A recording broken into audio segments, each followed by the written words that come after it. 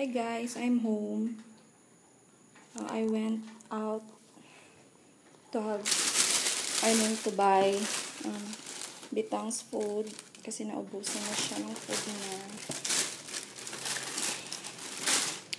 And the eggplant, nakabata ng family ko, garlic powder for my burger patties, yung ginagawa kong homemade, and kiwi, Spanish paprika for my burger patties, Fancy Feast, this is his favorite, parang wet na cat's food, turkey siya, turkey feast, okra,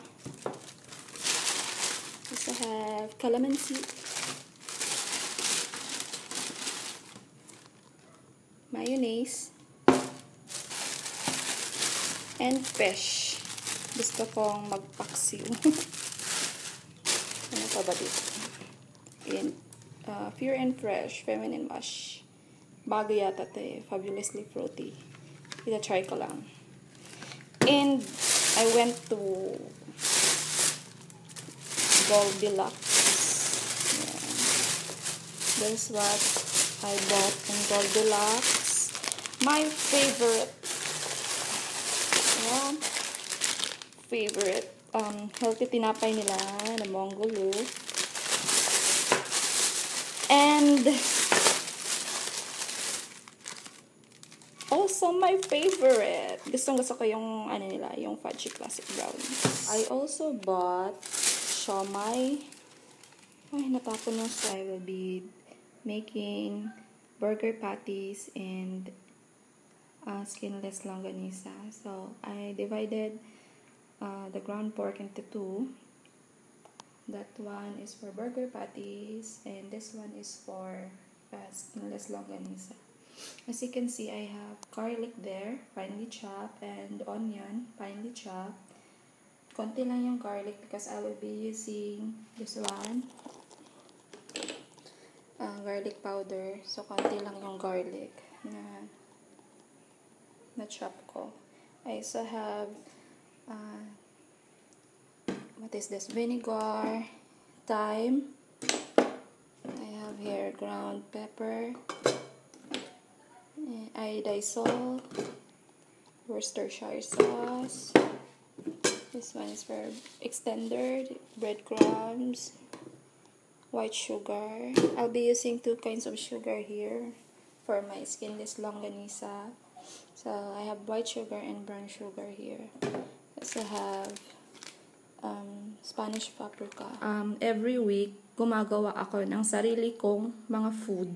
So, ito, gumawa ako right now kasi naubos na yung nagawa ko last October 3. So, gumawa ulit ako ngayon.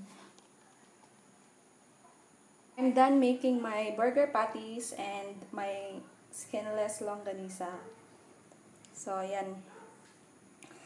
Gamit ko lang dito is ito, siguro alam niyo kung ano ito. This is wax paper, gamit sa pagbe-bake, sa mga baking, para hindi dumikit yung cake sa pan. So, pwede din gamitin natin sa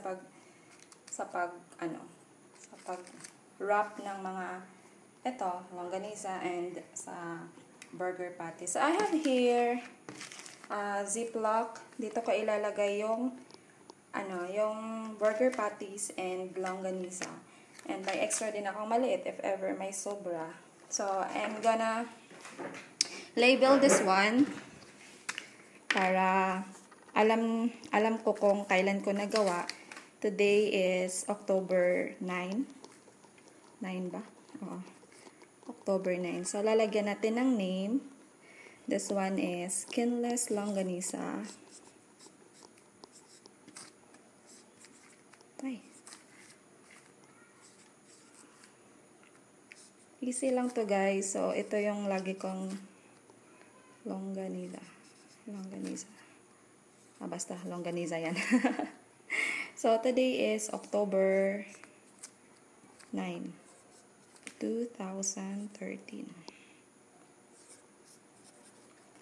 Importante po mag-label tayo guys para alam natin yung food natin kung kailan nagawa. At if ever mag-exceed siya ng more than a week, pwede na natin siyang itapon if hindi natin ma-consume. Huwag nating yung natin guys, yung health natin sa isang ganito, sa worth mga 150 na mga burger patties and longganisas. Pag na yan, pag nag-expire na, tapon na. Kasi mahal pag magkasakit tayo. Eto, mura lang to eh. Gagastos ka lang dito siguro mga 200 pesos. October. Ay, tapos na ako guys. So, tapos ko na siyang So, if-freezer ko na siya. May na rin siya. May label na rin siya. So, guys, ko lang, if ever na gagawa kayo sa kitchen, huwag niyo kalimutan to clean your area, especially your table, your counters. It's better kasi, guys, to clean everything, pati mga utensils, para free tayo sa mga bacteria. Oo, yun yung advice ko. Kasi lagi na rin akong gumagawa ng ganito. Gumagawa din ako ng hotdogs, gumagawa ako ng french fries ko, yung mga fresh na mga potatoes ang ginagamit ko. Yan. And hindi ako gumagamit ng ibang mga iba-ibang mga preservatives, mga ganyan. Hindi na ako iwas-iwas muna ako sa mga ganyan. Although kumakain man ako ng konti, pero hindi na yung lagi-lagi. Kasi meron na akong mga homemade na ako guys, pumipili ako ng mga movie na panonoorin ko. Nasa ako sa movie 25, ayan. Tapos sa thriller ako, mahilig ako sa thriller at saka horror. Diyan yung categories na gusto ko. Ayan. Wala pa ako mapili.